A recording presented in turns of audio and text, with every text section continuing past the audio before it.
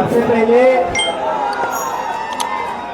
इस महत्वपूर्ण कार्यक्रम को आयोजित करने के लिए इमारत सरिया के सदर, तमाम सदस्यगण और मंच पर उपस्थित सभी आदरणीय बुजुर्गों और नौजवानों का मैं बहुत बहुत शुक्रिया अदा करता हूं। और मुझे मालूम है कि आप बहुत देर से बिहार के अलग अलग कोनों से, झारखंड, उड़ीसा और बंगाल के अलग अलग कोनों से यहाँ आए हैं, तो मैं आपका ज़्यादा वक्त नहीं लूँगा। मुझे 3 मिनट बोलने के लिए कहा गया। मुझे सिर्फ 3 बात कहनी है आपसे। पहली बात तो ये कि काली टोपी पहनने वाली आरएसएस की फौज ने यह जो काला कानून लाया है, भारतीय राष्ट्रीय कांग्रेस की तरफ से हम इसकी मुखालफत करते हैं, हम इसका और दूसरी बात, कि हमारा यहाँ आना ये कोई सियासी कदम नहीं है।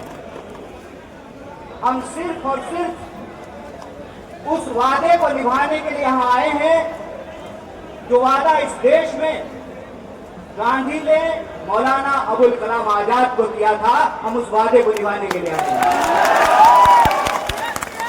और वो वादा ये है कि गांधी कहते हैं, रघुपति राघव राजा राम, पतित पावन सीता राम, ईश्वर अल्लाह तेरो नाम, सबको सन्मति दे भगवान, हम सबकी सन्मति दे। और हम आपसे माफी मांगते हैं कि इस देश में सेकुलरिज्म को बचा के रखने की जिम्मेवारी हमारे कंधों पर थी। गांधी के देश में कोर्ट से गद्दी पर बैठा है, इसके लिए हम आपसे माफी मांगते हैं। लेकिन हम आपसे वादा करते हैं कि अगर इस मुल्क में एक बार फिर से राम प्रसाद बिस्मिल और अशफाक उल्लाह खान की दोस्ती कायम होगी तो हम इनको जरूर हराएंगे। और किसी अजीमाबाद की धरती पर बिस्मिल अजीमाबादी ने कहा था, सरफरोशी की तमन्ना अब हमारे दिल में है, देखना है चोर कितना फाइट में खातिर में है। चाहे इसकी जो भी कीमत चुकानी पड़े, खुले मंच से पूरे देश की आवाम को कांग्रेस पार्टी की तरफ से मोहब्बत का ये पैगाम है कि सियासत में जितनी भी शिकस्त मिले मंजूर है, लेकिन सत्य के साथ समझौता नहीं करेंगे, इस देश के संविधान के साथ समझौता नहीं करेंगे। और तीसरी और आखिरी बात, ये कभी मत सोचना कि कोई लड़ाई एक कौम की लड़ाई है। ये कभी मत सोचना कि इंसाफ की लड़ाई एक धर्म को मानने वालों की लड़ाई है। ये कभी मत सोचना कि न्याय की लड़ाई, एक जहदी को कायम करने की जिम्मेवारी सिर्फ रहमान के कंधे पे है, बल्कि एक जहदी को कायम करने की जिम्मेवारी राम के भी कंधे पे है। इस बात को इसीलिए वक्त के खिलाफ यह जो साजिश रची गई है, उस संबंध में आप एक बात जान लीजिए, आज तुम्हारी बारी है, कल बारी हमारी है। अब एक बात बोलकर अपनी बात को खत्म करूंगा। मैं आपको याद दिलाना चाहता हूं, जब 370 हटाया जा रहा था, तब हमारे व्हाट्सएप पे मैसेज आता था, शाबाश मोदी जी, अब तो हम डल लेक के सामने जमीन खरीदेंगे। मेरे टोले मोहल्ले के लोगों, बताओ कितनी जमीन तुमने डल लेक के सामने खरीदी है, बता दो जरा हमको। जब सीए एनआरसी आया, तब फिर हमारे व्हाट्सएप ग्रुप पर मैसेज आया कि जो घुसपैठिए हैं उनको भगा करके उनका मकान और दुकान हमको दे दिया जाएगा। बता दो कितना मकान और दुकान तुमको मिला है। ये साजिश है, साजिश समझ लेना। ये वही साजिश है जो ये अंग्रेजों से सीखा है इन्होंने। भाई भाई को लड़ाओ और देश की संपत्ति अपने खाते में पहुंचाओ। ये साजिश आप जान लेना कि वक्फ की जमीन कब्जा करके किसी हिंदू और मुसलमान को नहीं मिलेगा। गुजरात से आए हैं साहब, गुजराती दोस्त को जमीन मिलेगी। अगर किसी को लगता है कि ये जमीन कब्जा करके आपको मिलेगा तो एक बात बता दीजिए, जब देश के आदिवासी अपने जल जंगल जमीन के लिए लड़ रहे हैं तब देश की महामहिम आदिवासी हैं।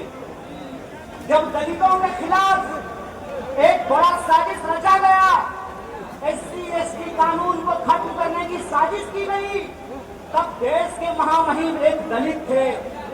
और आज जब यह कहा जा रहा है कि वक्फ को खत्म करना जरूरी है क्योंकि गरीब मुसलमानों को जमीन मिलेगी, तो याद रखना ये वो सियासत है, ये वो सरकार है जो आपको आपके छत पर नमाज पढ़ने नहीं दे रहा और आपको जमीन दे रहा है।